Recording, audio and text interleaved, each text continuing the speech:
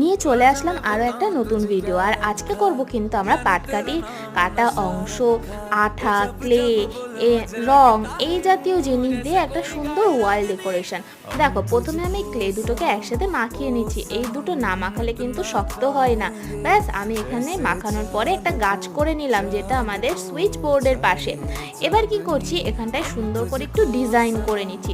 আমার এই ডিজাইনটা কমপ্লিট হলে গাছের ওপরের দিকটাতে একটু সবুজ কালারের রং করে দেবো, যাতে পাতা পাতা দেখতে মনে হয়। দেখো, আমি এখন রং করে নিচ্ছি। আর তোমরা যারা যারা আমার চ্যানেলে নতুন রয়েছে অবশ্যই চ্যানেলটিকে সাবস্ক্রাইব করো, ভালো লাগলে অবশ্যই লাইক করবে। দেখো, এখনও কিন্তু কাজ শেষ হয়নি। এবার আমি আঠা লাগাবো। আঠা দিয়ে কিন্তু এখানটাতে আমি যে পাটকাঠির ট্যাচড়া টুকরোগুলো কেটে রেখেছিলাম সেগুলোই জয়েন করে নেব। দেখো, এবার আমি লাগিয়ে নেব এর ওপর দিয়ে পাটকাঠি। দেখো তো, একটু একটু করে আমার সম্পূর্ণ গাছটা কমপ্লিট হলো। পার্ট 2 এর জন্য অপেক্ষা করো, পুরোটা কমপ্লিট এখন